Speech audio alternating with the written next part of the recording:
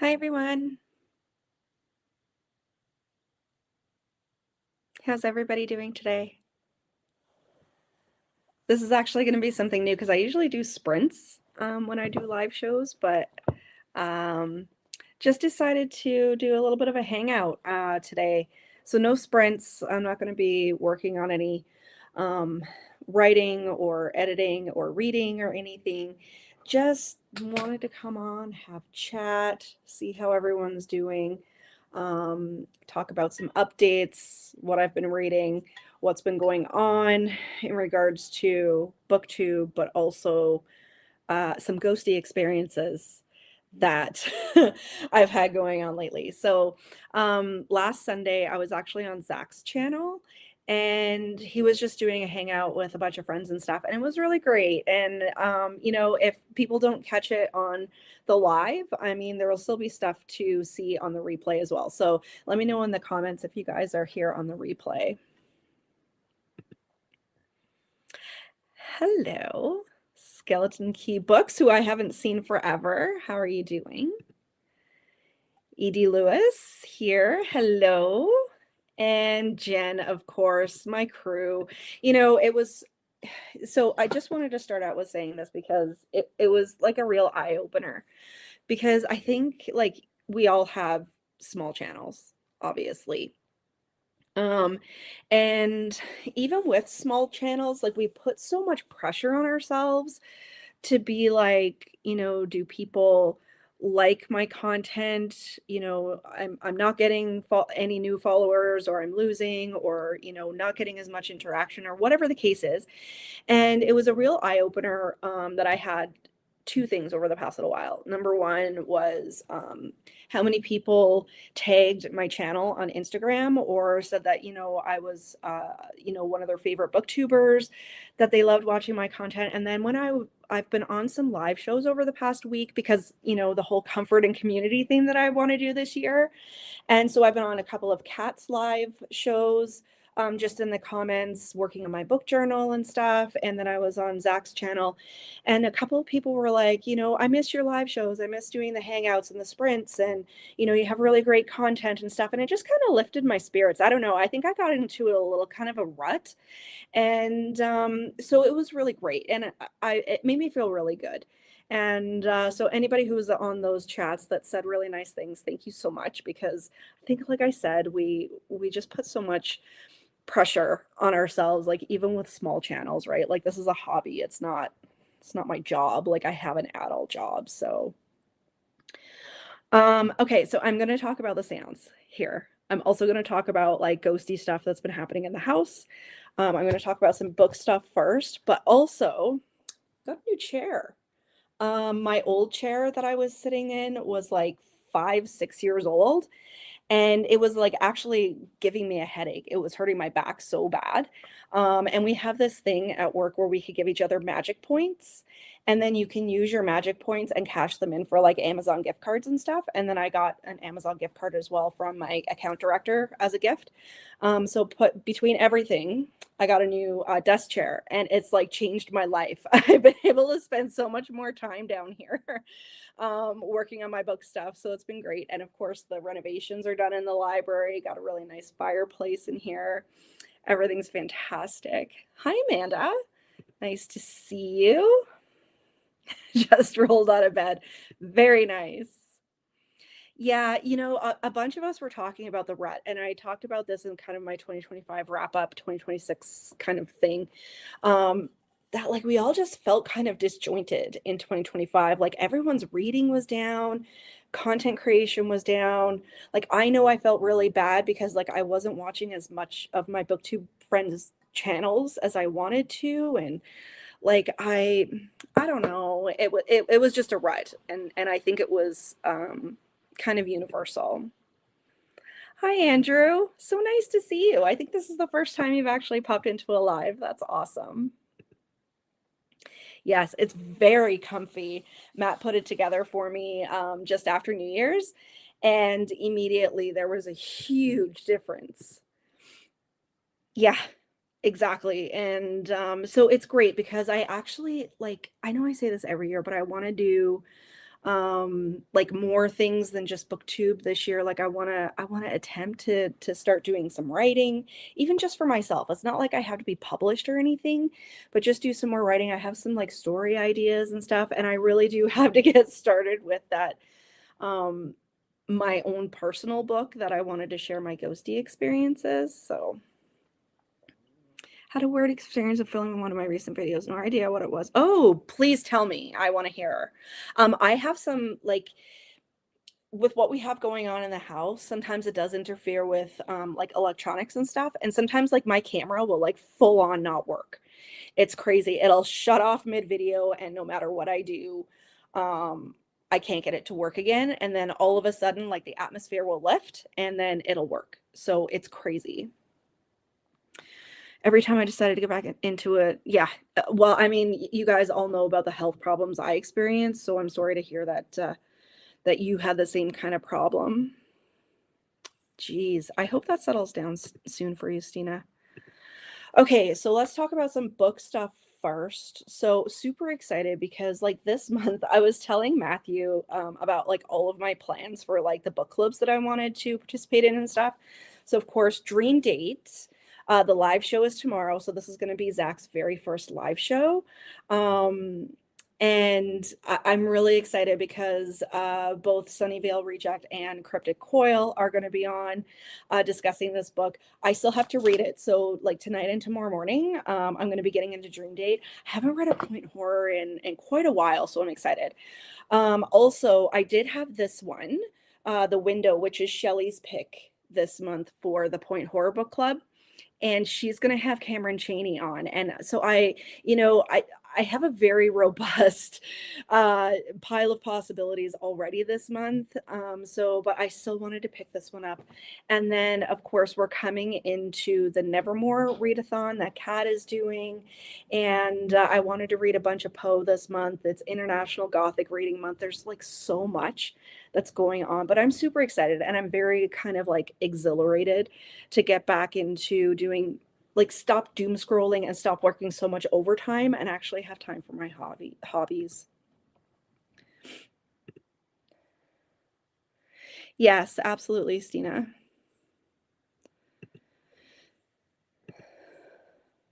Yes, all so Jen, I just put a comment on your most recent video because that book that you were talking about, Is It the Red Tree by Caitlin Kiernan, sounds unbelievable. Like it sounds so good. So I have to get to that one. Maybe I'll put it in for February because I do a lot of gothic reading in February as well. Oh, very nice. Is it cheesy? I'm wanting cheese. I'm wanting all the like 80s, 90s cheese, definitely. And hopefully, Amanda, you'll be on the live show tomorrow, chatting in the comments like me. Filming and there was a weird noise in the room. I looked around like, what the F was that? And just restarted what I was saying. Yeah. So I think a bunch of you guys saw my most recent video where I kind of got a little bit freaked out. Like, we have a lot of spirit activity in our house. I always have, like, for most of my life. And Matthew is a spirit sensitive as well. He also has a lot of experiences in his life. And it's very rare that I get freaked out by spirit activity. Like, number one, we have problems with poltergeists from time to time here. As an empath, I actually create poltergeists when I'm really stressed out. Or we'll have stuff just kind of passing through. But whatever was here that day, like I had chills from head to toe. I couldn't wait to get out of the basement. I wanted to shut my video off and like go sit with Matt. And it's very rare that I have reactions like that. But lately, like over the past couple of months, there was that experience. There was one where I came out of a deep sleep and it was almost like I was having a panic attack, but it wasn't. Like it was, I felt like something was there. And I almost woke Matthew up actually, because we actually have house spirits and they go from like our walk-in closet out to my beauty room. And it was like I could sense something was like looking into the room. It was weird. But like I said, like I typically don't have negative experiences. Like to us, they're just here, they're not harming anything. But yeah, lately it's been a little bit off the hook with the kind of negative energy that's been here. So I'm trying to keep that cleansed, and I'm trying to keep it at a down low. Yes, I want to get into that one. The Red Tree by Caitlin Kiernan. If you guys haven't seen Jen's newest video, go watch it because it sounds fantastic. Cutting because I'm pretty sure. Oh, it very well could be. That's crazy. Okay. Sorry. Yeah. Yeah, it's been a little crazy. Inherited your family poltergeist when your mom died. Oh, speaking of hiding things. Okay, so the other day we had just gotten home from the grocery store, and we were bringing stuff in and taking our coats off. I mean, I'm in Canada, so we're like bundled up in our parkas and all of that kind of stuff. We got home and we were just unloading the car. Matt was putting in a new fire, and we were lighting candles and stuff. And all of a sudden, whoever was here decided to throw the dish soap in the sink like really hard. And neither one of us were even in the room, so we don't know what was up with that. But then later, like once we had everything done and I was going upstairs, I was actually getting ready to shoot a video. And I was putting my makeup on, and I couldn't find my eyeshadow palette. And I was like, I have like, so my bathroom is here, and my beauty room is like one of our spare bedrooms, and then we have our other spare bedroom on the other side of the hallway. And that's completely like removed from where, like, I go from my bathroom into my beauty room doing my makeup and hair. That's what I do. Couldn't find my eyeshadow palette, and I went out into the parlor, which is our other room, and it was sitting on our new haunted cabinet. Now, I haven't introduced you guys to the haunted cabinet yet. I have a lot of grandma furniture. There's a lot of antiques in the house, so this could be part of the reason why things are stirring up. But I didn't really think anything about it. I'm like, why would he put my eyeshadow palette? Like, Matt doesn't touch my makeup. I'm like, why would he put my eyeshadow palette in the parlor and not in my beauty room? So I finished putting on my makeup, came down, and I was going to hop on to do a video. And I was like, hey, I'm like, did you put my eyeshadow palette in the parlor? And he was like, no. He was like, why? Number one, why would I move it? And number two, I would put it in your other room, like where all of my stuff is, like all of my beauty stuff. And I was like, it was on the haunted cabinet. We call it the cabinet to Narnia. It's actually kind of crazy. I'll tell you guys the whole story another time. But he was like, show me. And I brought him upstairs, and I was like, it was right here. And he was like, that doesn't even make any sense. Why would I put it in here? Like, it has nothing to do with you doing your makeup. So whatever's been in the house lately, number one is trying to scare us. Matt was folding towels upstairs, and he had to come downstairs because he was so freaked out. I was in the basement and I was freaked out. They're throwing stuff around and they're hiding things. So whatever is here is, I'm pretty sure it's a poltergeist that I'm creating because I've been so stressed out. A lot of you know that I've been working like 50 to 60 hour weeks, and then the stress of the holidays and all of that kind of stuff. So uh, that's kind of what's been going on in my house lately. It's been a little crazy. I'm not going to lie. Hi, Matt. It's so good to see you. Thank you so much for coming. I'm so happy to get like my regular people here. It's a little cheesy. It actually really was. Oh, I'm excited then. Amanda's talking about Dream Date. I'm excited to get into this. I'm gonna read it this evening and tomorrow morning because I wanted it to be fresh for the I wanted it to be fresh for the discussion tonight. He hid my 3-hole punch long enough that I bought another cheap one. Yeah, I've done stuff like that too. And then he returned it right next to the new one. That's, yeah, okay, so mischievous. Hi, Em. So good to see you. Thank you so much for popping in. Yeah, yeah, I don't know. So that's kind of what's been going on with the house spirits. So we've got a poltergeist going on, which seems to have calmed down a little bit now that my stress levels have come down. We always know when things are out of. Oh, there was another one. I forgot to tell you guys about this. So, because Matt installed a new wood stove, we had to get an additional smoke detector. But like when they did the inspection, they were like, you got to put an additional smoke detector on the main floor, because there was one in the basement, one on the top floor, but not one on the main floor. Brand new. So we installed it. It had been up there for, 6 months or so. And I came home one night from work and I was really super stressed out. And all of a sudden, that thing started blaring. We took the battery out of it.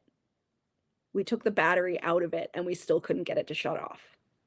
Like, this thing is just, whatever is here, whatever I'm creating is just, it's annoying the heck out of us. So anyway, he had to pull the wires out of it to get it to stop. It was absolutely insane. So even it's even setting off the smoke alarms. Crazy.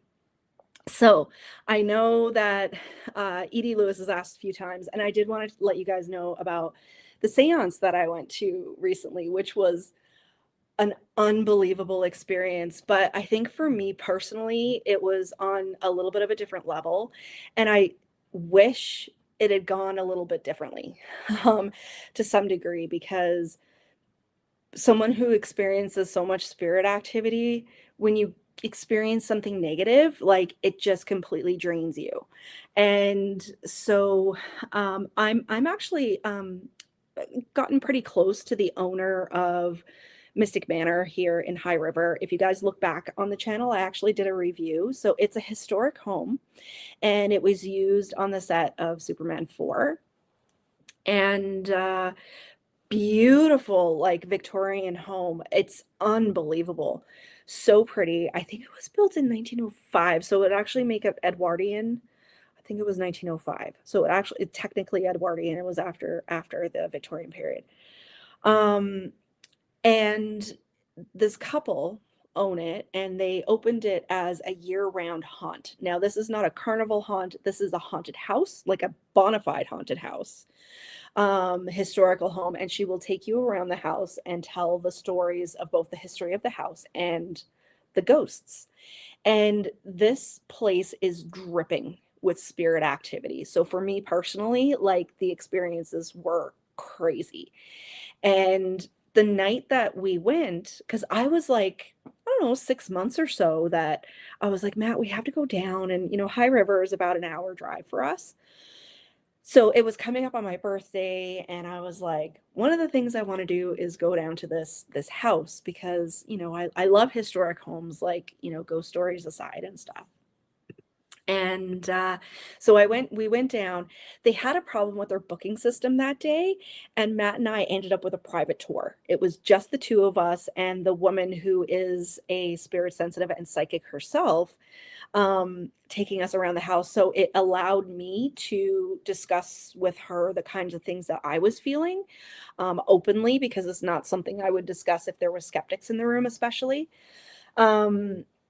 So after that tour, it was so fantastic, and I couldn't wait to go back. And sorry, there's new comments. I'm missing a bunch. I couldn't wait to go back. And so we booked this seance. So I'll let you know about this seance in a second. Hi, Regina. Thank you so much for coming. Yeah. Okay, so the house is a little bit of a mess right now, but I am going to do, like I said, the library tour and then the house tour. Yeah, so I've got up in my new parlor, there's a huge cabinet. There's a secretary desk and a Victorian love seat, and it was all owned by, like, people's grandmothers. So we actually call it the grandma room. And the Victorian love seat, especially, she stayed for a really long time. I believe she's gone now. She just kind of realized that she wasn't in her family's possession anymore, and she just kind of dissipated. But yeah, she was here for the longest time. Yeah, so let me give you some more chills. So I like I said, we went to this, the tour was really, really cool. And her and I, this psychic, we really bonded because like I could feel her energy, she could feel mine, and we were openly talking about like the experiences that we were having while we were there. And it was crazy. So I want to tell you about when we went back the second time. So I had been communicating with her over email. She has some more tours that she would like to put in. She asked us to come beta test a few things for her, some flashlight tours and stuff, which is really spooky and like an old Victorian home.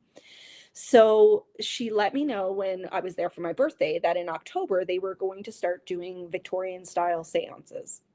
And she was like, "Of course, I want you to come." And she actually personally invited me, and I said, "I'm not going to not pay you. Like I want to pay as a guest and come on and be in the room with you." So Matt was really super excited as well. Like I said, he's also a spirit sensitive. So when we got to the house, I was super excited just to see the house again because it reminded me of the home that I grew up in, the haunted Victorian that I grew up in. It had that same feel, and all of these spirits that were there were kind. There was a little boy who would play with my hair and he was tugging on the back of my dress. We were in one of the women's rooms and she brushed kind of just alongside my back. They were all very happy. They were just there. They were residual. You could communicate with them, but there was nothing negative at all. At no point on the tour did I ever feel like I was being attacked or anything negative at all. So when we went back the second time for the seance, um, I walked through the front door and I hit a wall, like a spirit wall. And all of a sudden, my breath was in my throat. It almost feels like there's somebody pouring a bucket of water on your head. And everything was immediately heightened. And I didn't know what was going on and I didn't know what to say to the owner, but I wanted to leave right away. But I didn't because obviously I was very excited about this seance. So I was we were there early because I wanted to see the owner and everything and just chat with her and find out, updates and what's going on and how the tours are going. And she was like, "We just got back from vacation." And she said, "Something has managed to move in, basically." She was like, "It's something negative." And she's like, "We're trying to deal with it. It's in the basement." And I hadn't mentioned to her my feeling yet, but I didn't even go to the bathroom by myself. That's how freaked out I was in this house. And I was like, "Okay, I'm going to have to make it through this seance," because I wanted to support her and I wanted to still have my experience.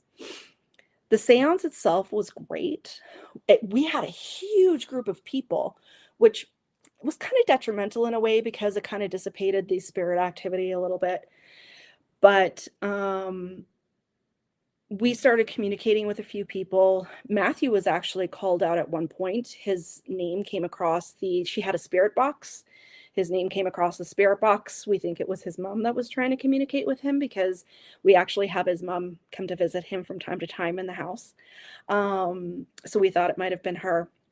But for me, it was actually, I had to speak to Faye afterwards because of what I was experiencing in the house. I was like, you need to deal with this.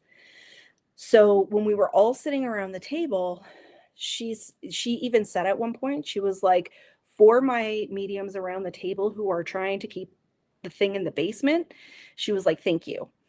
But we all had our hands on the table, and this thing had me by the wrist the entire time, to the point where I actually had to bandage my wrist when I got home for a couple of days because of this thing had a hold of me and it was trying to pull my energy into the basement. It was trying to pull everything out of me. And usually, like I said, like if I have spirits around or whatever, they're just there, they're curious, they want to communicate with you. They want to see who you are. You know, they like, she even told me, she was like, they're very curious about you because they know that you can sense them. Um, but whatever was in the basement, I don't know what moved in. She does obviously, you know, positivity cleansings and stuff in the house. Um, from time to time to prevent that from happening and only keep the good ones around. But the seance itself, we didn't have as much communication with the house spirits because whatever this thing was trying to overtake the entire seance.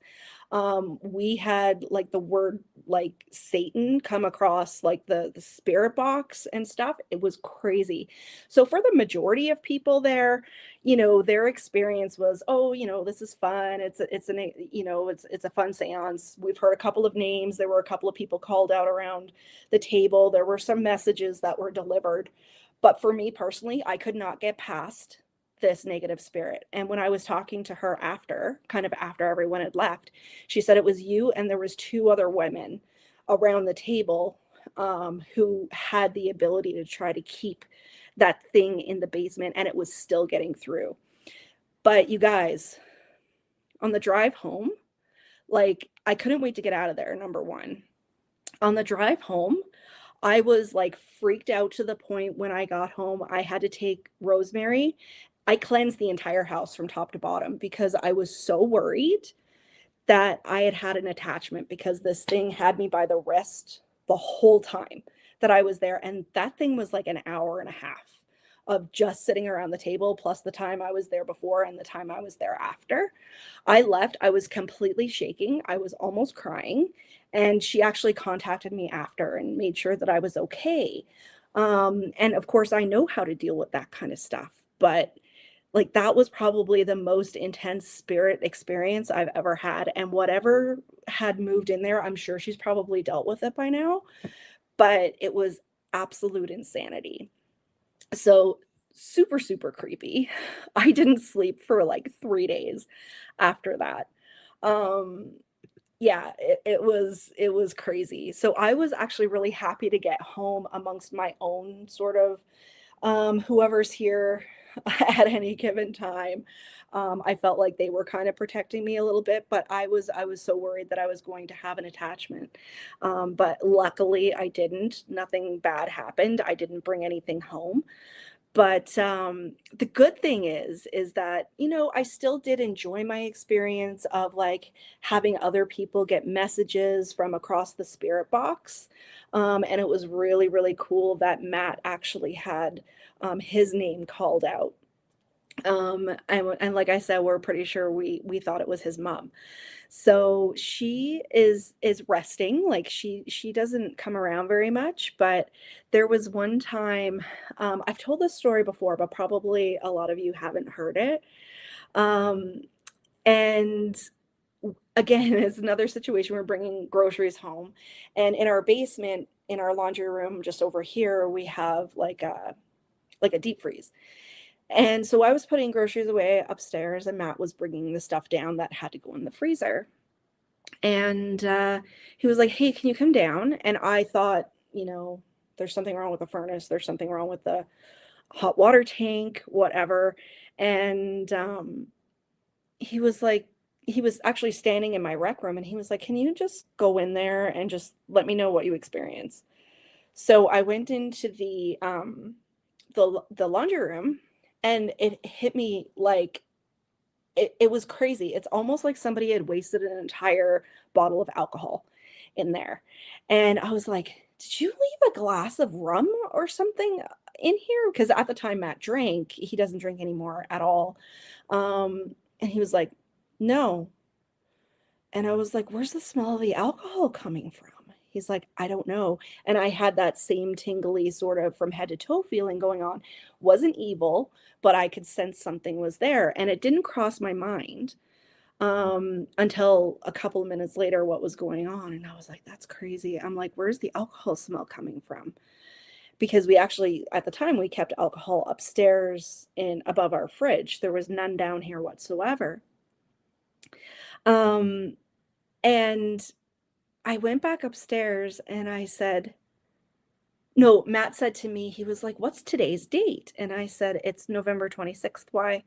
He was like, "It's the anniversary that my mom died."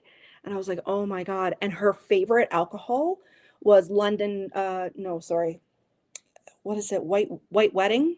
It has wedding in the name. And that's what it smelled like down here. And I was like, "Oh my God." And so that's we associated that with her. And I was like, "But why would she be in the basement?" And he's like, "She's terrified of dogs." And at the time we had 2 dogs, but because of the basement door being closed, they couldn't get down here. So we thought that maybe she had made a little bit of a visit on her on the anniversary that she had passed away. So she comes from time to time and makes a little bit of a visit. So we thought maybe during the seance that she was trying to reach out to him. And I mean, we all know him as Matt, but it specifically said Matthew. So I thought that was pretty cool. Yeah, it was a little bit of a scary situation that I had at a recent seance.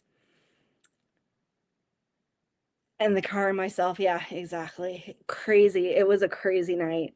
Here for the friendly spirits, but anything negative means harm. So I want to say exactly. And um, I'm the same way, like, they've always been around. Like, I don't know if you guys have seen the videos that I did a couple of years ago, actually, from like the haunted house that I grew up in that I would like to write a book about, actually, that my family has experienced.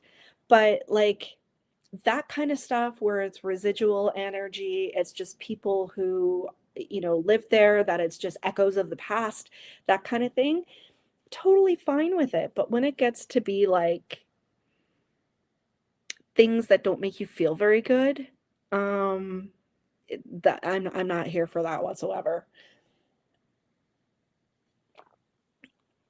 What else have we had going on? It's been really cold here, but we're actually Chinooking right now, so it's like 9 degrees out today, which is pretty much unheard of in Alberta. I've got 13 people here. Let me know what you guys are reading, what you're listening to. Let me know if you guys have any ghost stories. I would, one thing that I would really like to do is, first of all, there's a couple of short stories that I have in my head that I would like to finally get down on paper. Um, Secondly, I would like to finally start on my book that about my own ghost experiences. And third, I'd really like to start a ghosty podcast, honestly. I know those are very lofty expectations, but I'm trying to do more hobbies and less doom scrolling. Um, less mindless things. I want to have my brain kind of wrapped around the things that I love. I live in a Victorian house that was built in 1902. No ghost sightings yet. My Victorian home was built in 1902, which is very cool. The one that I lived in when I was a kid. Hi, Kat. Just left Cracker Barrel with my husband and dad. We're heading to the Red, White, and Brew so I can buy Kelsey some birthday beer. I'm sure she'll appreciate that. I know Kelsey loves her craft beers, so that's awesome.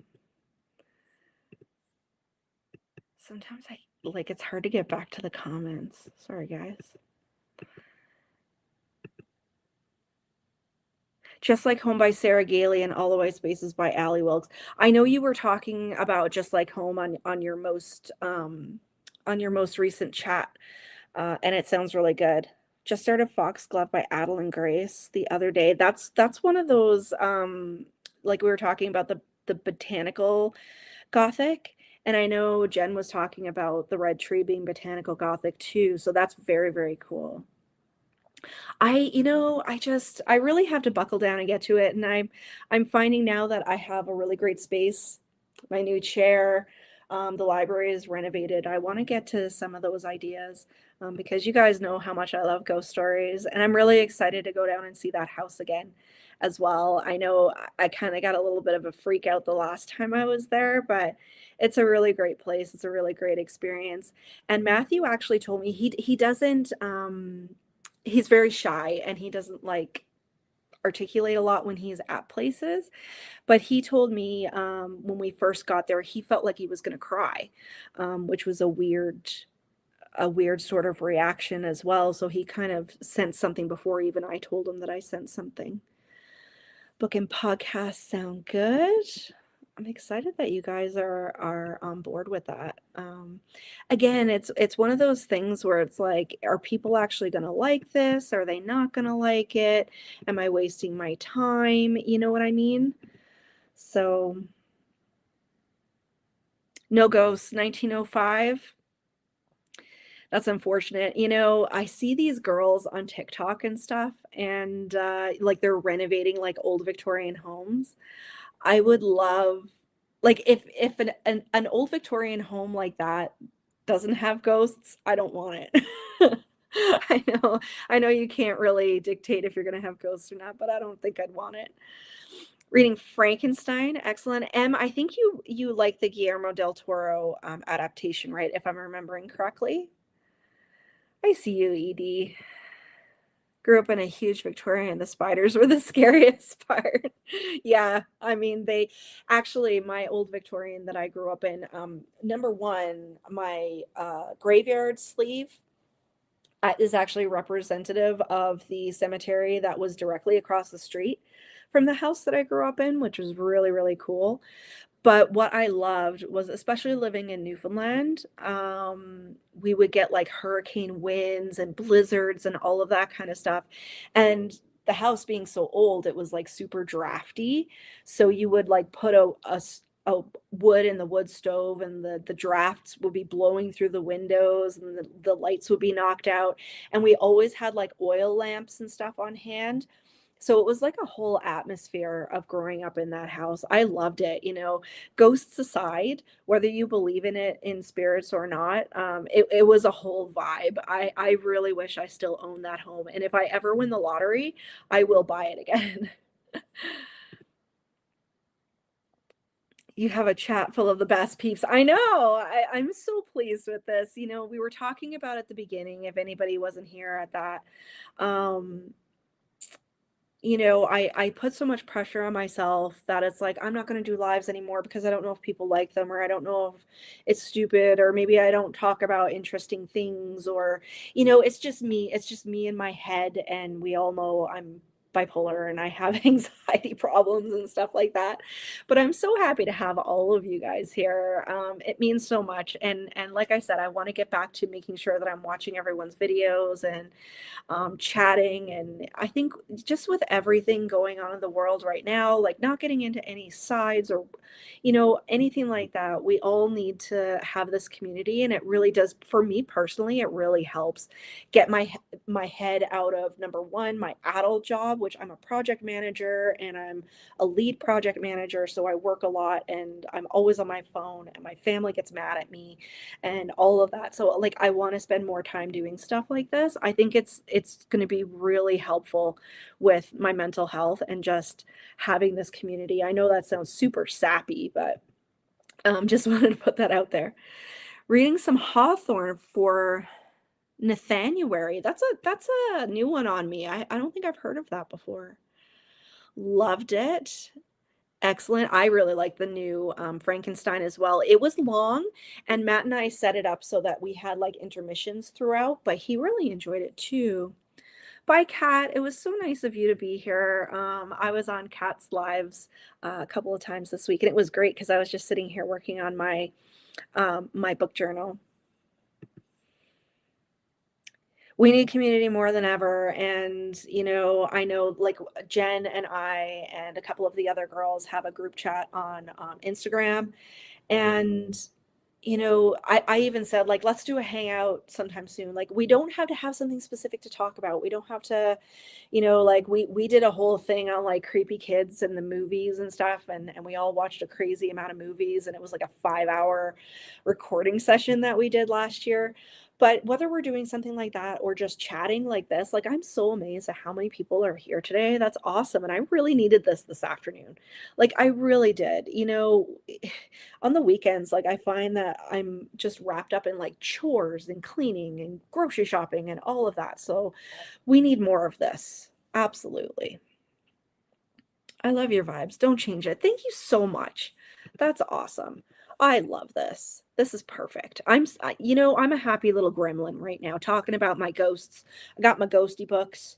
I want to read more of my ghosty books this year, and I'm hoping that I can develop this idea for a podcast that I've been wanting to do for years and years. But it's just one of those things. It's like, you get so wrapped up in your adult job that it's like everything falls to the wayside, and I really have to get out of that. So one thing happened to me over the holidays that really drove me into thinking and talking about that kind of stuff. So I have eczema really, really bad. And like I have tummy problems and I get a lot of inflammation and all of that kind of stuff. Like when I get stressed, my body gets inflamed. And between working crazy hours for my adult job, and then being a wife, and I've got my parents here and they're getting older, and, just stresses of life, but especially with my job working 50 to 60-hour weeks, um, my body decided to revolt. And I got covered from literally head to toe in a seeping, bleeding rash. My eczema broke out all over my body, and my stomach had a lot of inflammation in it. And my doctor had to put me on a whole mess of drugs, including like an oral steroid. So I was on two types of steroids, extra stomach medication and stuff. She took one look at me and she was like, "How long have you been like this?" She was like, "This can't happen. You cannot let your stress levels get to this point because this is what's going to happen." And I find now that I'm in my 40s, like it's coming into a new season of life and everything. And it was a real eye opener for me that just by my stress levels and just by my own perfection and wanting to get my projects 100% correct. And, I have a team working under me and making sure that they're doing their stuff and everything. And that's what happened. I sacrificed my own body for it. And when it comes down to it, I'm not saving lives. I'm not a doctor. Like, this is marketing materials. And it's important, and our clients are important. And I want to make sure that my account director is happy because we're super close and all of that kind of stuff. But I literally sacrificed my own body to the point where, like, I couldn't eat certain things. I couldn't wear, like, I wouldn't be able to wear, like, I could put a sweater on now, but I literally had to walk around in a t-shirt. And Matt would coat me in corticosteroids steroids every day, and I'm taking massive amounts of prednisone, which knocks out my immune system because my immune system is attacking me right now. And so I want to get out of putting so much pressure on myself. Like, I'm always going to be some level of a workaholic, but I need to get out of putting so much pressure on myself to be a perfectionist, um, and do more of this kind of stuff. I want to do more reading. I want to do more hanging out with my friends and watching amazing movies. You know what was an amazing one? Sorry, it's the ADHD. I'm bouncing all over the place. But we finally watched The Frighteners the other night from 1996, I believe. Have you guys ever seen The Frighteners? It's got Michael J. Fox and John Astin is in it. The music is by Danny Elfman. It's a Robert Zemeckis film, and it's so good. It was so, so good, and it's one of those ones that's been on my list forever and just haven't gotten to it. And Matt and I are trying to watch more movies from the 80s and 90s these days, and it made me so happy. Yeah, and even like my boss, my colleagues, my account director, like everybody says the same thing. They're like, "Can you please stop being at this level?" And it's really hard for me. And I'm not just saying that to like get attention or anything. I think it's just inherently in me that I'm that way. And it's something that I really, really, really have to work on. I was watching Sunnyvale Reject this morning doing a book haul, and he was saying that he needs to stop scrolling on his phone so much and do more reading and more things like this. And, so I'm really happy that we're kind of all on the same wavelength. We all kind of like stopped and just looked at it and we're like, okay, we need to get back into the groove of being nerds together. And I love that. Yeah. Jen, can you keep me honest when I start telling you that I'm working crazy amounts of hours? Can you just give me a little nudge to slow down a little bit? I'm gonna have you keep me honest. I would highly recommend The Frighteners if you haven't seen it. I'm not sure if you can stream it. I actually found it at the thrift store. Um, so it's really good. I'd highly recommend it. It's cheesy, it's funny, it's got like the worst effects, but like for the time they would have been really, really good. It's a good one. It's a really good one. Loving the old school movies. It's where it's at, man. They're just not making them like they used to anymore. My Oura ring is telling me to go back to bed. Has helped me a lot. As not being lazy, my ring made me. You know, and I'm trying, so that's something else that I deal with, that if I'm sitting down and I'm resting or I'm reading or whatever like that, I almost feel guilty because I'm being lazy, which I know I'm not being lazy. And I have to get into my mind that self-care is super important. And my doctor is always telling me, she was like, you need to realize, she's very calm, and she's an East Indian woman, and she's very calm. She doesn't raise her voice. And she's like, you have to realize that you are 43, you are not 23. She was like, you cannot keep at this level. And I'm really trying very, very hard, and I'm trying to prioritize the self-care, because ultimately it's going to make me better at my job. Um, you know, and hopefully I can keep up still the same level that I have, but working smarter and not harder. Lizzie asked me to help keep her account. Yes, I did. Everyone who's on my Instagram or even in the comments on YouTube, help keep me honest if I'm talking about working too much. So,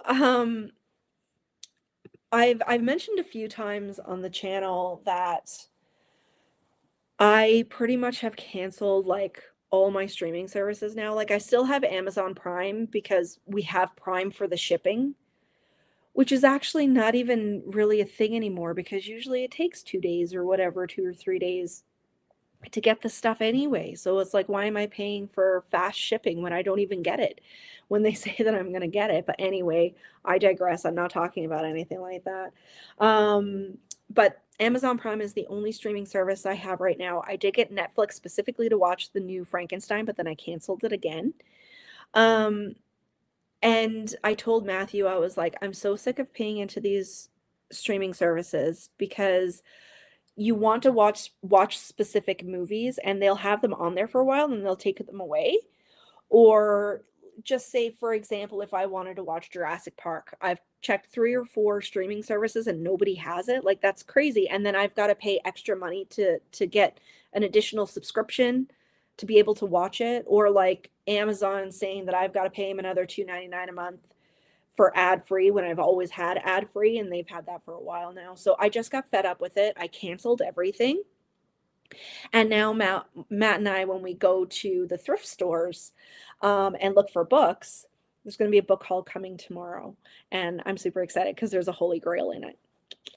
But we also look for movies now. So our movie collection is actually getting quite big, and we're looking specifically for movies that either he or I had seen back in the day, but each other hasn't seen it, or things that we haven't seen from like that golden era of when we were growing up. Like I said, The Frighteners, always been on my list.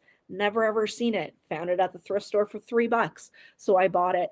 And it's been fantastic. And I don't really miss the streaming services. I got so fed up with them. And definitely going back to collecting physical media, whether it's my books or the movies or whatever. And then of course we've been doing the antique hunting and bringing all the ghosts in the house and stuff too. It's been fantastic. Like we're a whole vibe here. Like we're just the nerdiest people. I will testify, she said. Yes, Edie, you have to keep me you have to keep me honest too. You'll see the Holy Grail in the hall tomorrow. I'm really excited to put it on the shelf. I've already got it cataloged. It's ready to go up there. Yeah. I think we're all on the same wavelength with the subscription services, and now they're putting so much money behind their original programming. It's like, is it just me, or did we all get the streaming services because we want to watch older movies from like, back in the day? or even newer ones that come on. I don't really care about their original programming as such. I want to watch stuff like Jurassic Park or The Cutting Edge or, cheesy movies like that. That's just the way I think of it. It pisses me off too, man. But been buying DVDs. I don't have any streaming service except so I didn't know we got Tubi here in Canada until last month, I think. So I do have Tubi now, which is great because there's a movie from my childhood that on it. I couldn't believe they actually had it.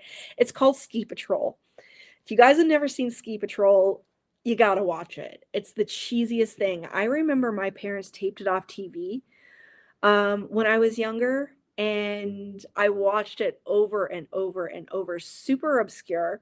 So if you can find it on Tubi, definitely watch it. Only have Netflix and Shudder, but I also have a huge DVD collection. I need to take the plunge and just cancel. You know what? I gave it a try because it's hard to let go, right? And I gave it a try and I never went back. Like I said, every now and again I'll get a Netflix because like I wanted to watch the new Frankenstein and I wanted to watch Stranger Things, which I couldn't get back into the new Stranger Things, guys. I didn't even finish it, so I don't know if I'll go back to it. But and I'm a huge Stranger Things fan. I really am. I watched the first episode of the new season, I think into maybe the first part of the second episode. I don't know if maybe it was just because there was too much of a hiatus between the episodes. I have no idea. I don't know. Topic. I have to watch The Cutting Edge coming up here. It's one of my favorite movies of all time. Bye, Regina. Thank you so much for stopping in. This was great. I love this. Considering canceling Netflix account now that Stranger Things is over, I'm also working on reducing debt. Matt and I are having a low spend year. I told him, I'm like, we have a few things that we need to take care of. We've just paid off our car. So that's going to be open up a little bit of extra money to be able to throw on some other things that we need to clear up. We don't have high debt at all, but I want it completely wiped out outside of our mortgage. So we're doing the same thing as well with that kind of stuff. Everybody's saying goodbye to Regina. Finish it and start it over. Season one is, season one is such a thing of all of the of all the seasons. It's just it was perfect. I really love season one. See, and then season two kind of got into like the other kids. That 11 when she kind of broke away. I think it was in season two when she kind of broke away from the group and she was in that other group that I found a little bit weird. So thank you. Yeah, we called the bank to get a payout balance and just wondering how much was left. They were like, there was like $800 left. And I was like, take it out of the savings account, just pay it off. So we're hoping to keep that car on the road. We're a single vehicle family. We make it work. And Matt hoofs it to work almost every single day, unless it's minus 50 and I need to give him a ride. So we're hoping to keep that vehicle on the road for the next 2 to 3 years and just sock the rest of the money away and take care of a few other debts that we have lingering around and then put the rest of the money away for when we do want to buy a new vehicle. So that's perfect. Read what you own challenge. Yeah. I'm not doing a read what you own, but kind of in my own way. Um, so I said one of my goals this year is to read more of my vintage collection because I mean, I do read my vintage collection. I don't just collect them. But I do want to read more. So that's why I'm really excited to participate, like, in some more book clubs where it gives me the opportunity to pick some stuff up. Actually, Zach, the other night, Sunday night on his channel, we were just doing a chat and he asked me to pick a Christopher Pike book for the next book club chat. So I was really excited to do that because again, it's another opportunity. So I sent him my choice. It hasn't been announced yet, so I won't let you guys know what it is, but I'm super excited to do that and be on chatting about some Christopher Pike from back in the day. I wanted to pick something that wasn't really obscure of his, so people could actually find it if they didn't already own it. So it's one that I read as a kid and haven't been able to do a reread of yet. So super, super excited to participate in that. If anybody else has any live shows coming up that you need a guest host, let me know.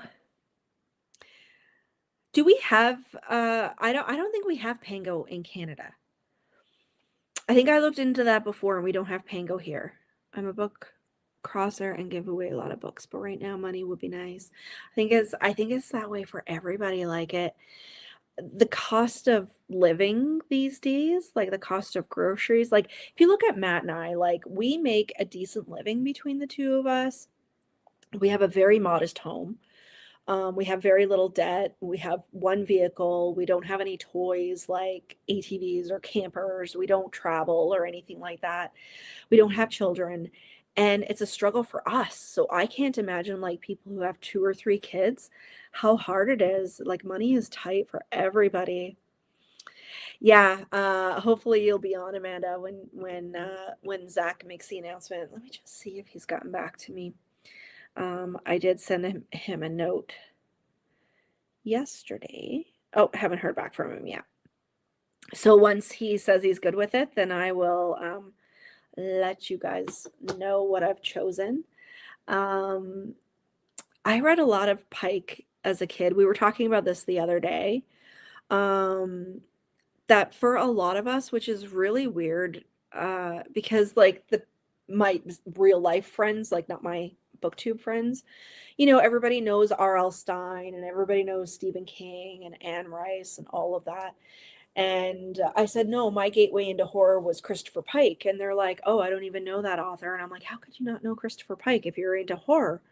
But for a lot of us that are in this community specifically, Pike was a gateway for a lot of us. Um, like I read some Goosebumps, not much. I have to say it was not much. And I have often told a story that I was at a school book fair. So like, the scholastic book fairs that we used to have back in the day, but it was something called the May sale. We always have had a May sale at our elementary school, and people would have like they would sell books or crafts or baked goods or whatever. There was games there, like carnival games. You could win prizes and stuff. And someone had books for sale, and they had a brand new copy of Christopher Pike's Witch sitting there on the table.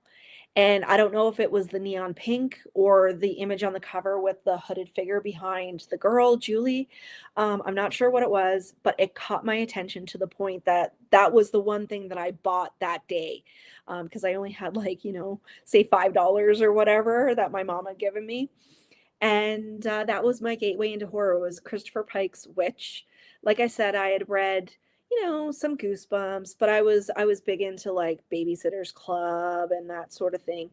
And once I read Witch, that was it. So I went from Christopher Pike to Nightmare Hall, which is a spin-off of the Point Horror book club, or sorry, the Point Horror series. I read a lot of the Nightmare Hall. And then once I got into like when I was 12, 13, 14, I went straight into Anne Rice. So that was kind of like my my stepping stone into horror was Christopher Pike. Um, and I find it so odd that people don't know or haven't heard of him, like I say, in like my real life friends or colleagues, coworkers, that kind of stuff. But it seems like in this community, like we all know Scary Stories to Tell in the Dark. We all know the girl with the green ribbon, which my mom read me when I was in grade 1. I had the audiobook of Scary Stories to Tell in the Dark, and then it was straight into like Christopher Pike. Brian found a job in November, but we're trying to build the savings back up. Yeah, it's so hard. Little free library, but Pango shop is a good idea. Yeah, I donate a lot of my books. Um, but I have to say I've kind of got it now that the books that I'm buying are for my vintage collection, which is like my permanent collection. And new books, like what I would consider new, I typically get on either audiobook or ebook. so I can have my shelf space for just my vintage collection. I do have one small shelf over here that has some that are just going to be one-time reads and then get rid of. And I usually donate them. We actually have a brand new library that just opened in our community here. It's huge, and they did such a good job. So I haven't checked it out yet. I've got to utilize the library a little bit more, I think. Christopher Pike was the first horror author I read. Fall into Darkness, which is a fantastic one. My entry into horror was a book of ghost stories I got as a Kidlit Festival when I was 7. 7 years old is a great age to get into horror. I can see it in my head, but I can't remember the title or author. Wish I could find it again. I had like books that were sort of horror adjacent when I was younger. It was funny because my mom is a witch as well, and she, I think, had, spooky books that were in her classroom because she's a retired teacher, and she would bring them home. So there's this one, it has a picture of two skeletons on the front. It's called Funny Bones, and it's like short stories and poems, I believe. So I had that. The Little Witch's Black Magic Cookbook, which Cameron Chaney sent me a copy of a couple of years ago, and it's very cherished. The Scary Stories to Tell in the Dark, of course, The Girl with the Green Ribbon. But the one thing that really sticks out for me, and this just goes in with the whole vibe of the haunted Victorian with the cemetery across the road and the rattling windows and the whole thing.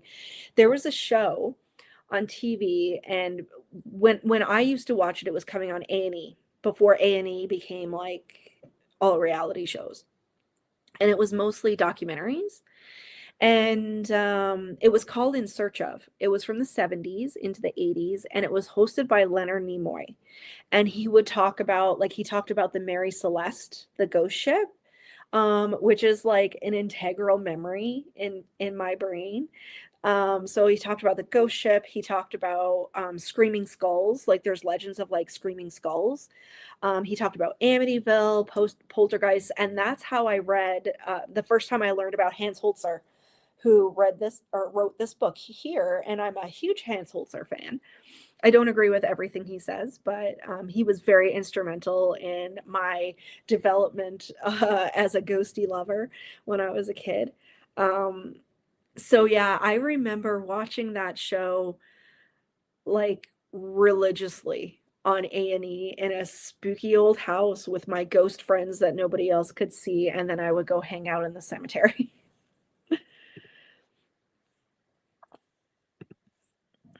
My intro into horror as child Scooby-Doo, and Disney is The Legend of Sleepy Hollow. The Disney version is so good. I watched it last year, I believe, for Halloween, and it was so good.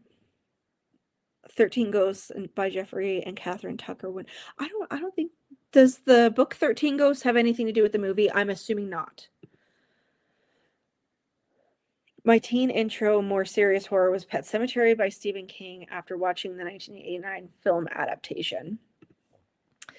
When we were teenagers, going to like, I don't know if you guys used to do this in the 90s or whatever, but like if you went to a birthday party, usually you would have like, boys and girls birthday party. You do the cake and the presents and pizza and all of that kind of stuff. And then the boys would leave and the girls would have a sleepover. And usually it included a horror movie. And I remember specifically watching Pet Sematary when I was it was the fall of grade 7. So it would have been fall 1994. And that was the first time I had seen Pet Sematary, and it was at a sleepover. And I remember we were all sleeping in the basement, and it was super scary. And I mean, how old was I in grade 7? Like 12, 13, kind of.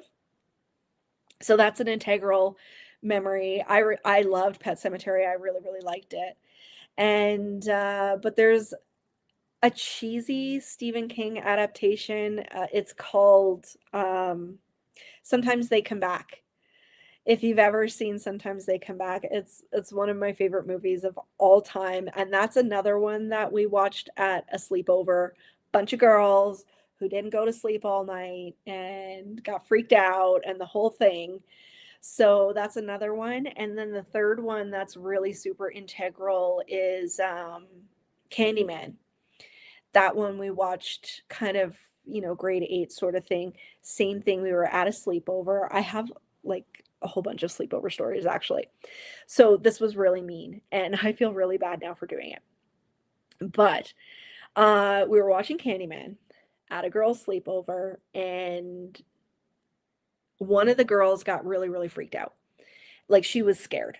And I feel so bad for doing this now, but we managed to lock her in the bathroom.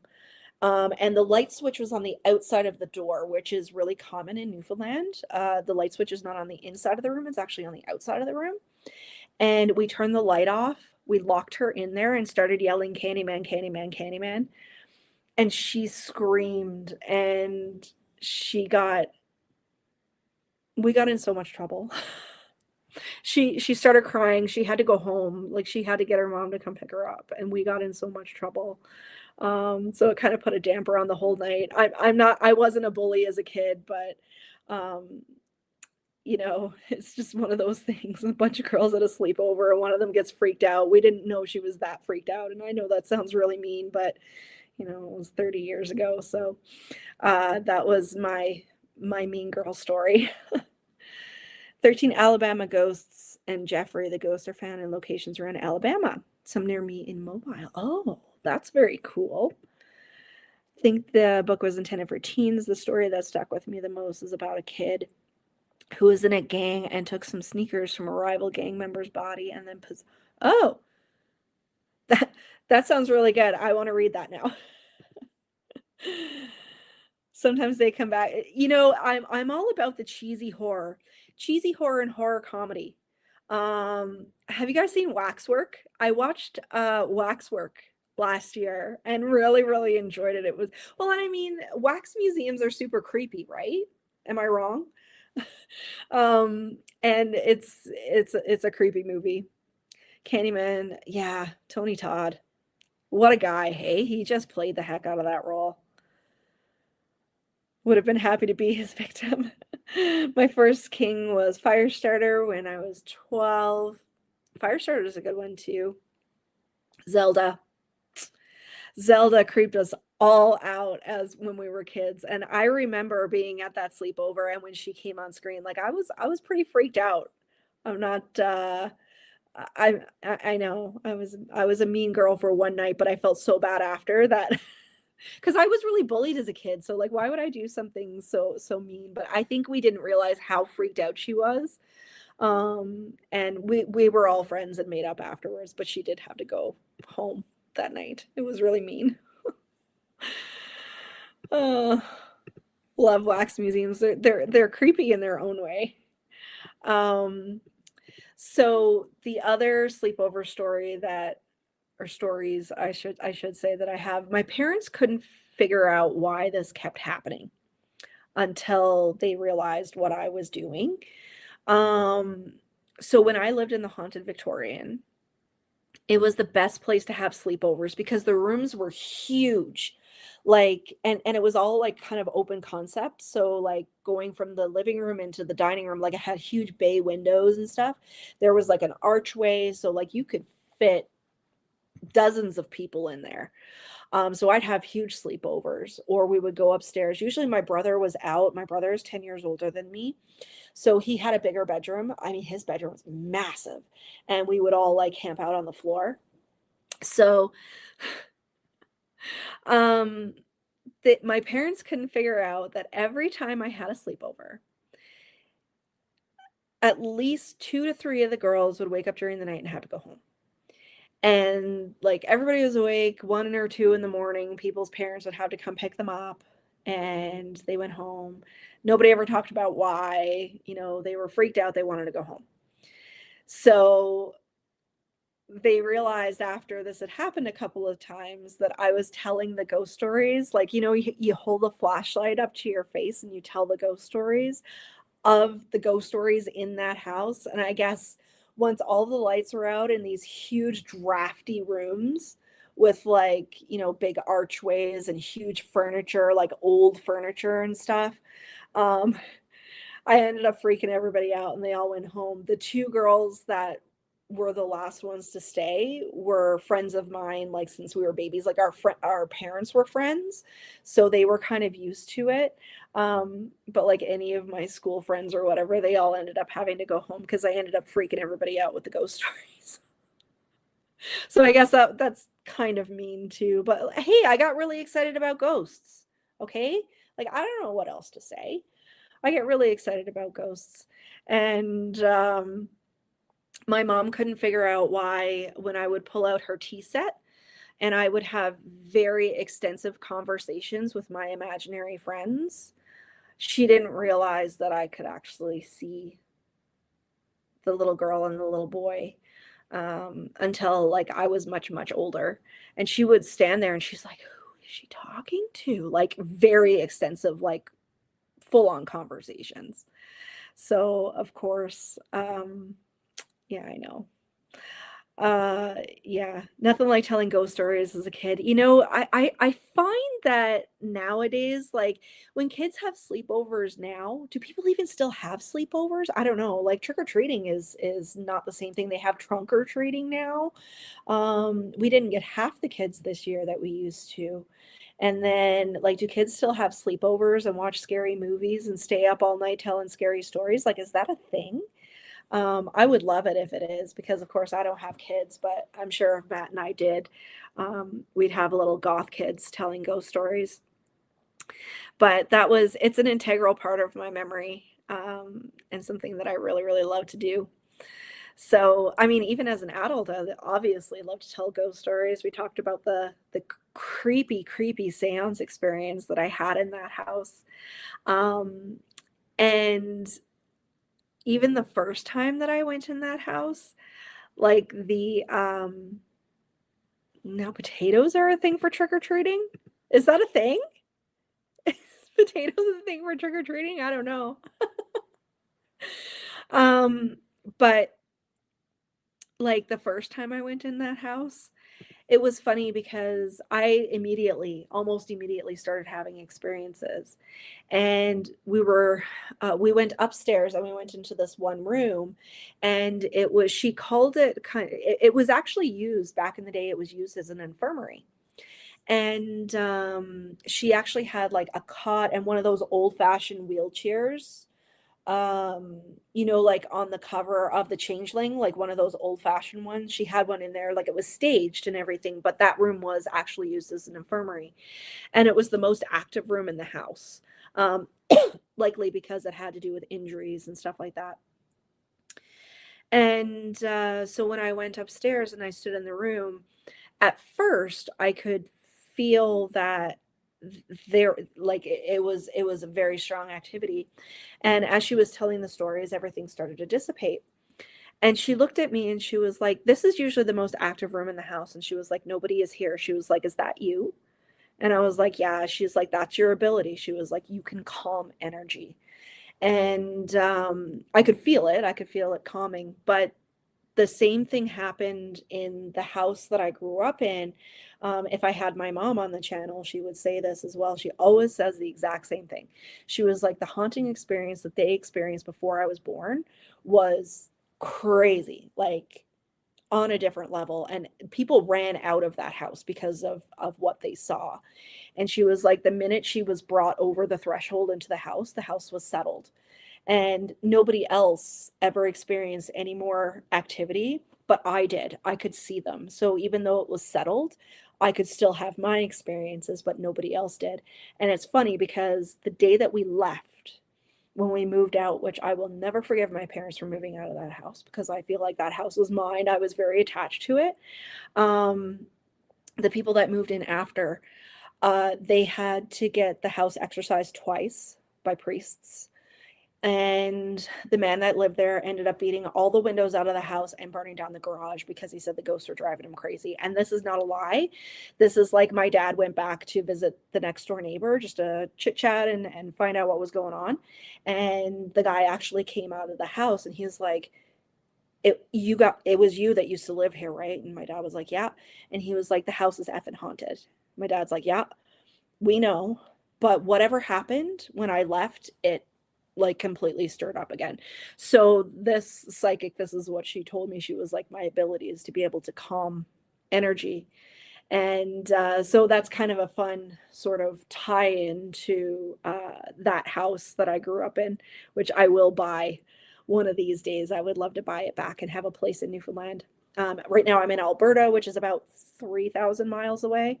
But Newfoundland is its own vibe. And my mom always says that there's more ghosts than people that live there because it's super old. It was founded in 1497. So lots of stuff happened there. And it was a British colony right up until 1949. So, like, the ghost stories from back there are crazy. It's awesome. So, yeah, when I was in this house, we went into this one room, and like I said, it was the infirmary, and I could feel it dissipating. And she said to me, she was like, "It, I know it's you doing it." And in one of the other rooms, she walked in and I didn't know she was doing it at first, and she had it staged and it was beautiful. All the Victorian furniture she found all by herself, the pictures, the Victorian like love seats and chairs and tables and everything, all the props, everything. Like I said, this is not a carnival haunt. Like, she has it beautifully furnished, and she tells the stories. And so when we walked into the room, it was her, me, and Matt. Like I said, it was just the three of us for the first tour that we went on. And she was like, pick wherever you want to sit. So I looked at the chair on my right, and something was telling me not to sit there. And I went and I actually picked a love seat that was in front of a bay window, and it was next to a lamp. And I sat there. And she looked at me and she was like, that's a really interesting place that you chose to sit. And I was like, oh. So she was like, I'll just tell you, what's going on in this room. And she was like, it'll tie into where you just sat. And she pointed to the picture that was above the chair. She said a lot of people have negative feelings in this corner. She said, I don't know what it is, but there's some negative feelings tied to that corner. She said, but the spirit that's keeping it at bay actually resides, because we know that spirits are linked to electrical activity. And she said there's the spirit of a man who was actually brought into the house back in the early 1900s. He had gotten his arm amputated in some farming machinery, and he bled out in that room, and his spirit is still there, and his spirit resides in that lamp. And for whatever reason, when I walked into the room, it pulled me to sitting there and not there, which was really cool. So like I said, like, this haunted house experience that I had, like, the energy is just dripping from the walls. So going in there as a spirit sensitive is just crazy. So I'm so excited to reconnect with her probably in the spring. It's hard to get down there in the winter. Like I said, it's about an hour drive, and I'm in Canada. It's like, it's snowy and gross and cold. But she wants to do some more um, mediumship exercises, I guess I would say. She wants to have just some spirit sensitives where we, work on communicating with the house and stuff like that. And like I said, she wants us to help beta test um, some of the flashlight tours that she would like to do. So that'll be really, really cool. Yeah, the potatoes for trick or treating. This is the first I've heard of it. It was in 2025, weirdly enough. Fascinating. Yeah. I'll keep you guys updated on all the ghosty stories. It seems like it's funny because people always talk about like ghosty experiences and stuff like that when you're a kid, but I find that as I'm getting older, I don't know if I'm opening up more to it, and not really, because I used to be like scared a little bit, and I'm not really anymore. So I think it could be that, or maybe I'm just more inviting to them. I'm not sure. Like I said, and even in the house, like, we have things pass through all the time. They'll be here for a day or so, knocking things around, and then they move on. So, well, we've been here for almost an hour and a half, and this is crazy. I'm so glad that I had so many people on the Hangout. I'm gonna wrap it up because I really gotta go to the bathroom, and it's 3:30, so I want to get our dinner on the go. It's date night, movie night. I'm not sure what we're gonna watch yet, but I do have my movie snacks up there and popcorn and everything all ready to go. Let me know what you guys are planning on watching this weekend, and we'll do this more. We'll do hangouts. We'll get back to doing sprints. I'll let you guys know what's going on with the ghosty activity and what I'm reading. So I'm starting Dream Date tonight. Super excited. So I'll be on Zach's chat tomorrow. I'm going to be reading The Window, and I'm still working on a couple of other books as well. So it was really great to have everybody on. Thank you so much for coming. It's so much fun to have you guys on. This really lifted my spirits. Thank you so much. Thanks everybody for the chat. It looks like Saturday afternoons is actually a really good time for everybody. So we'll chat again really, really soon. Thanks everybody. Bye.